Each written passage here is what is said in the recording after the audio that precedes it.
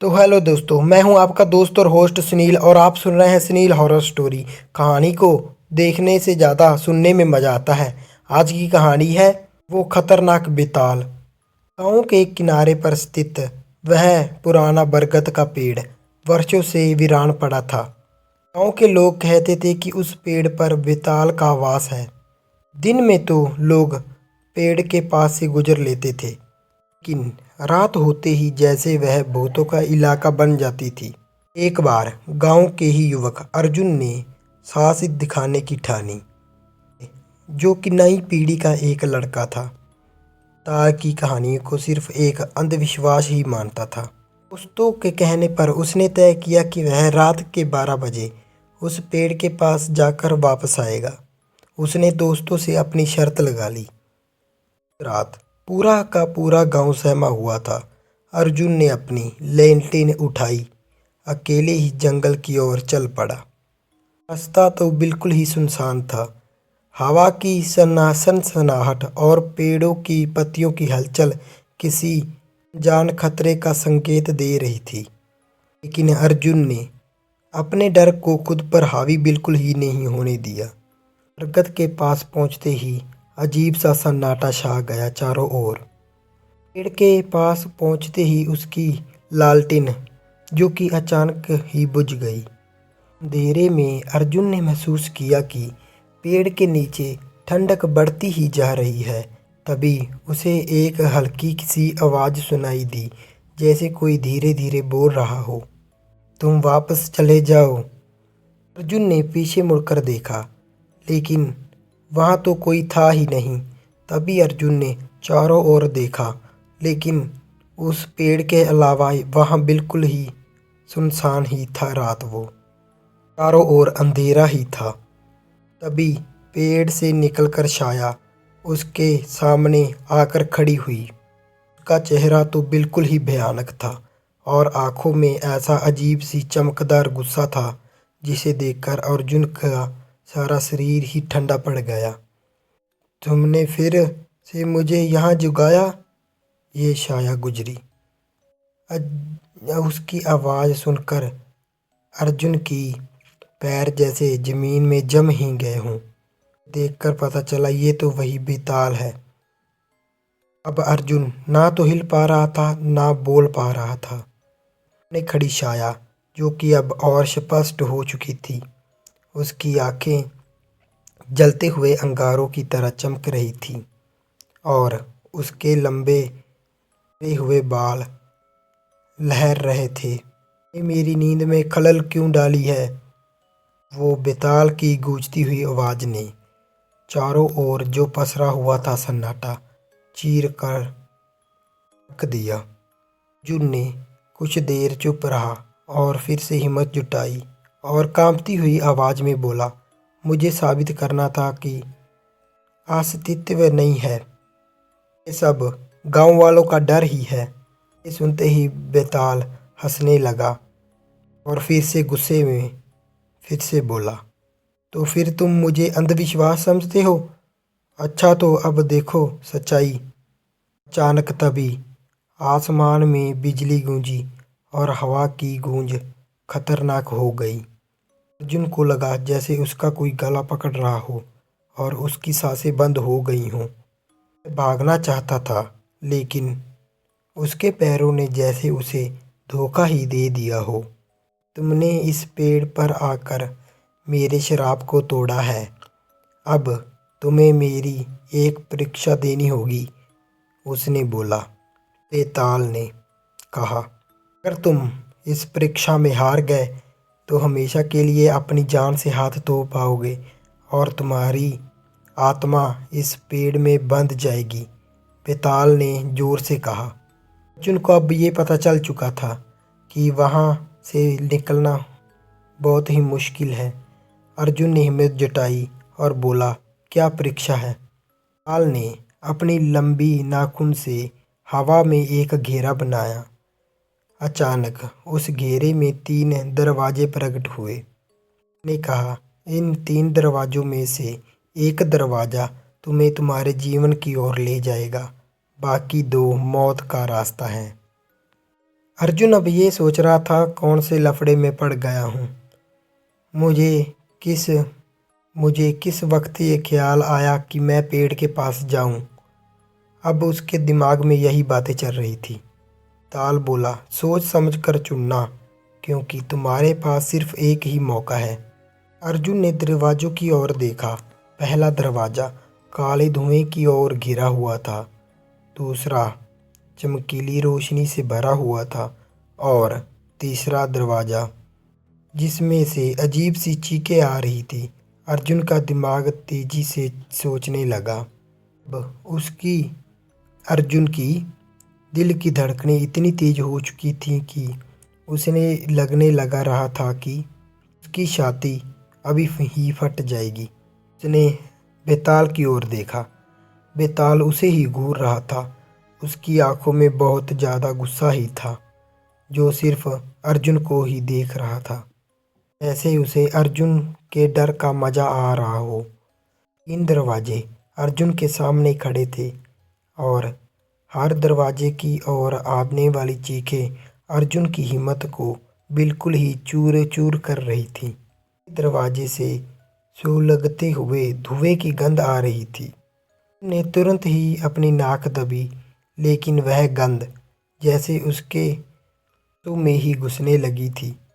दरवाजे की चमकीली रोशनी ने जैसे उसकी आंखें चौंधिया दी, मतलब फाड़ दी। इतनी चमक आ रही थी, उसने आंखें बंद कर ली। और तीसरे दरवाजे से आने वाली चीखें तो ऐसी थीं जैसे किसी ने जिंदा जला दिया हो इंसान को। अब चुनो लड़के, बेताल ने धीमी डरावनी आवाज़ में कहा। हमारे पास बस एक ही मौका है। अगर गलत दरवाज़ा चुना तो आत्मा हमेशा के लिए इस पेड़ के पास होगी और तुम्हारी मृत्यु निश्चित है। ये सुनकर फिर से अर्जुन का गला बिल्कुल सूख गया। उसके हाथ पसीने से भीग गए। उसने अपने मन को शांत करने की कोशिश की और उसने सोचा, बेताल कहता है कि मैं डर जाऊं और कोई गलती कर दूं। मुझे बिल्कुल ही ध्यान से चुनना होगा। मैं पहले दरवाजे की ओर बढ़ा। धुआं गाढ़ा और सुलगता हुआ था। उसने अपने कानों में आवाज़ सुनी, भाई आओ, ये दरवाज़ा तुम्हें मृत्यु देगा। लेकिन अर्जुन को इस आवाज़ में कुछ झूठ जैसा लगा। फिर अर्जुन ने दूसरे दरवाजे को देखा।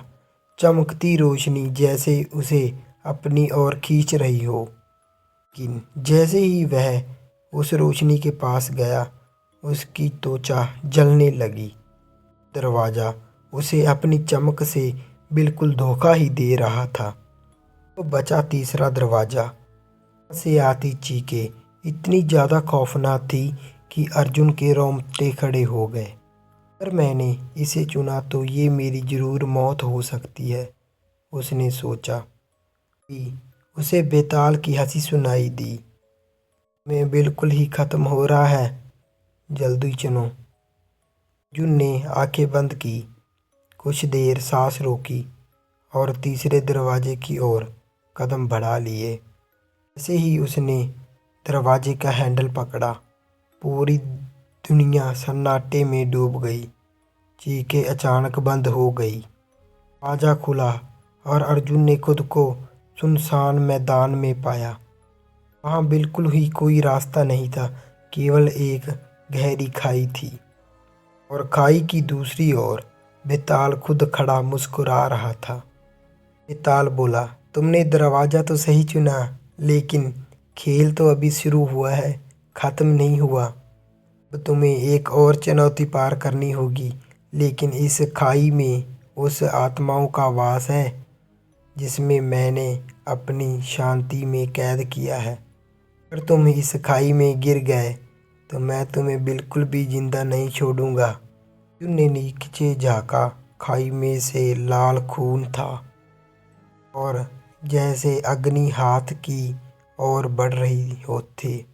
एक अनगिनत हाथ उसकी ओर ही बढ़ रहे हों।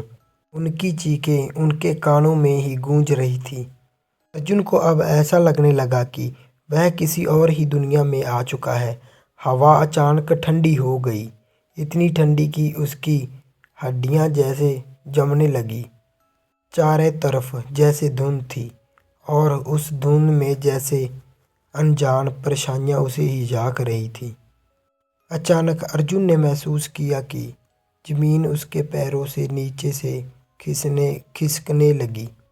एक लंबे कुएं में अंधेरे में गिरता चला गया कि चीखें कुएं की दीवारों से टकरा रही थी और तभी किसी ने उसे हाथ से झटक लिया। कौन है? अर्जुन चीखा, लेकिन जवाब में सिर्फ दर्दनाक भयानक हंसी सुनाई दी। वह हाथ ठंडा और बेजान था, जैसे किसी मरे हुए इंसान का। इस तरह अर्जुन ने अपना हाथ छुड़ाया और कुएं के नीचे पहुंचा। वहां जमीन पर इंसानी हड्डियां इतनी बिखरी पड़ी थीं, हड्डी से खून निकल रहा था और उसमें से कुछ तो हड्डियां खुद ब खुद पिघल रही थी। अर्जुन ने डरते हुए कदम पीछे खींचे, लेकिन तभी उसे चारों ओर अब कोई आवाज़ सुनाई दी। भाग जाओ यहाँ से, लेकिन नहीं तो तुम भी हमारी तरह फंस जाओगे। यहाँ से आज तक कोई बचकर नहीं गया, तुम्हारी मौत तय है। अर्जुन ने मुड़कर देखा। कुएं की दीवारों में दी सड़ी गली लाशें बाहर निकल रही थीं। उसकी आंखें तो बिल्कुल ही खाली थी, मगर उसमें अजीब सी लाल चमक थी। लाशों से मुंह से गंदा और सड़ा हुआ मांस टपक रहा था। अर्जुन उसमें से एक लाश की ओर इशारा किया। अब तुम हमारी जगह लेने आए हो, अर्जुन को कहा। अर्जुन का दिमाग अब बिल्कुल सुन्न हो चुका था। उसे कुछ भी समझ नहीं आ रहा था। उसकी आवाज़ तो बिल्कुल निकल ही नहीं रही थी। वह दीवारों के बीच भागने की कोशिश कर रहा था, लेकिन लाशें हर तरफ से उसे घूरने लगी। वह हड्डियां जो रेंग रही थी अब उसकी ओर बढ़ने लगी। उनकी चीखें इतनी ही दर्दनाक थी कि अर्जुन को लगा कि उसका मरना तय है आज और उसका सिर फट जाएगा। नहीं पाओगे लड़के, बेताल की आवाज़ फिर से गूंजी। ये तुम्हारा अंत है। अर्जुन ने दिमाग से काम लिया और कहा, अगर मैं हार भी गया तो तुम्हें चुनौती दूंगा, मुझे डर नहीं। ताल फिर हंसा। तभी कुएं की दीवारों से एक विशाल और भयानक चेहरा प्रकट हुआ। उसके बाल खिलरे हुए थे और उसकी आंखें ही थी ही नहीं। उसकी लंबी जुबान कुएं की जमीन तक पहुंच रही थी। वह चेहरा बेताल का असली रूप था। तुम्हारी हिम्मत देखकर मज़ा आ रहा है लड़के, लेकिन अब तुम्हारी मौत असली रूप का सामना करना होगा। तुम्हारी मौत तभी टल सकती है। अचानक कुएं का फर्श धड़कने लगा, कुएं की जमीन, और अर्जुन नीचे गिरने लगा। नीचे तो सिर्फ अंधेरा ही अंधेरा था और उस अंधकार से हजारों हाथ बाहर निकल रहे थे। उन हाथों में से खून ही खून टपक रहा था। अर्जुन, जो कि अब अंधकार में गिरता ही चला जा रहा था, हर तरफ से टपकते हाथों में से लहू खून से पकड़ने की ही कोशिश कर रहे थे। वह हर बार चिल्ला रहा था, लेकिन उसकी आवाज़ किसी गहरे कुएं में गुम हो रही थी। अचानक एक तेज चीख ने पूरे वातावरण को ही चीर दिया और अर्जुन का गिरना रुक गया। उसने देखा कि वह एक काले पत्थर के मंच पर आकार गिरा था। मंच के चारों ओर लाल सुलगता हुआ लावा बह रहा था। बेताल अपने भयानक और असली रूप में खड़ा था। की भुजाएं लंबी, काली और डरावनी थीं। आंखें दिख ही नहीं रही थी। उसके बड़े बड़े बाल थे और डरावना लग रहा था। मैं बोला, अर्जुन, तुमने बहुत साहस दिखाया, लेकिन तुम्हारा खेल यहीं ख़त्म नहीं होता। अब तुम्हारी आत्मा भी इस जगह का हिस्सा बन जाएगी। बेताल गरजा। अर्जुन के पास अब बिल्कुल ही हिम्मत खत्म हो चुकी थी, लेकिन उसको एक विश्वास था और उसने अपनी भीतर की हिम्मत को समेटा। उसने सोचा, अगर मैं डर गया सब तो सब खत्म हो जाएगा। ये कुछ ना कुछ ऐसा करना होगा जिससे बेताल का ध्यान भटके। अर्जुन ने पूछा, बेताल तुम इतने शक्तिशाली हो तो तुम्हें मेरी आत्मा की क्या जरूरत है? बेताल हंसने लगा, इंसान हमेशा यही सोचते हो। मेरी शक्ति तुम्हारे जैसे कमजोरों आत्माओं से ही बढ़ती है, लेकिन तुम्हारा अब अंत तय है। तुम्हें सवाल पूछना तो बिल्कुल ही बेकार है। तभी अर्जुन की नज़र पर्च के चारों ओर पड़ी। पर्च के चारों ओर पड़े ही ने सिरे पर गई। मैं समझ गया कि ये बेताल की शक्ति का केंद्र है। मैं समझ गया कि बेताल की शक्ति का केंद्र है। अगर किसी तरह वह इस चिंते को तोड़ जा सके तो बेताल कमजोर हो सकता है। अर्जुन ने चुपके से एक पत्थर उठाया और मंच पर बने एक चिन्ह पर पूरी ताकत से मार दिया। बेताल का ध्यान तुरंत उसकी ओर गया। तुम क्या कर रहे हो? बेताल भड़कते हुए बोला। लेकिन अर्जुन रुकने वाला नहीं था। उसने एक एक कर सभी चिन्ह तोड़ने शुरू कर दिए। हर टूटते चिन्ह पर बेताल की शक्ति कम होने लगी।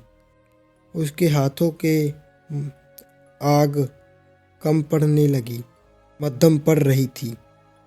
उसकी डरावनी भुजाएं अब कांपने लगी थी। नहीं, तुम ये नहीं कर सकते, बेताल चीखा। अर्जुन ने आखिरी चिन्ह को भी तोड़ दिया।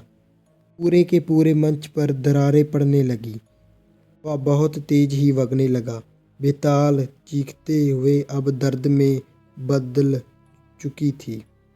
आवाजें, मुझे खत्म कभी नहीं कर सकते अर्जुन, लेकिन याद रखना, हर अंत एक नई शुरुआत है। मैं फिर लौटूंगा। ये कहते हुए बेताल लावा में सम गया। सारा के सारा माहौल शांत हो गया। उन्होंने महसूस किया कि मंच अब गायब हो चुका है। ये चारों ओर रोशनी फैलने लगी।